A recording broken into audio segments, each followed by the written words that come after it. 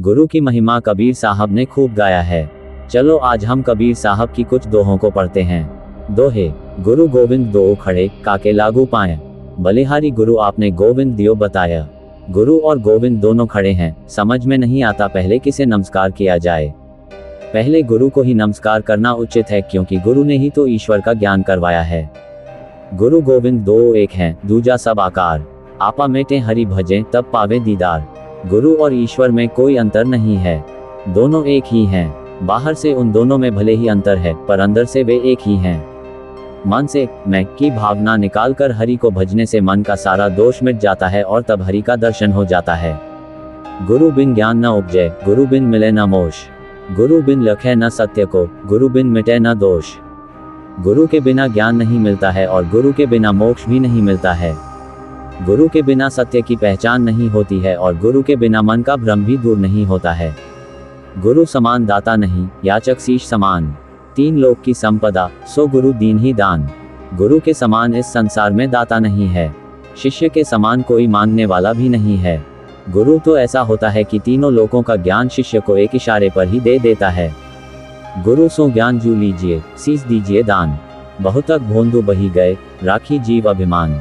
गुरु से ज्ञान लेते समय अपना सिर उसके चरणों में झुका दीजिए। गुरु के सामने अकड़ दिखाने वाले बहुत से अज्ञानी बह गए और उनका कभी कल्याण नहीं हो सका।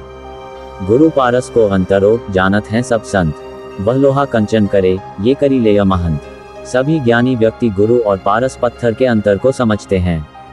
पारस पत्थर लोहा को सोना करता है और गुरु ज्ञान का बोध कराकर शिष्य को महान बना देता है। गुरु शरणगति छाड़ी के, करे भरोसा और।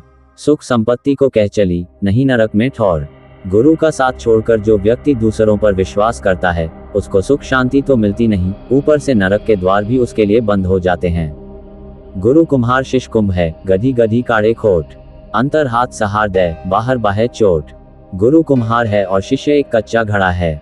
कुम्हार घड़े को टिकाऊ और अच्छा बनाने के लिए उसके अंदर हाथ डालकर बाहर से थपथपाता है। गुरु भी शिष्य को कुम्हार की तरह ठोक पीट कर संसार में उसे एक आदरणीय व्यक्ति बना देता है। गुरु की प्रताड़ना स्वाभाविक है और वह शिष्य के हित में है। गुरु को सिर पर राखिए चलिए आज्ञा माही। कहें कबीर ता दास को, तीन लोग भय नाही। गुरु को अपनों सिर का ताज समझिए।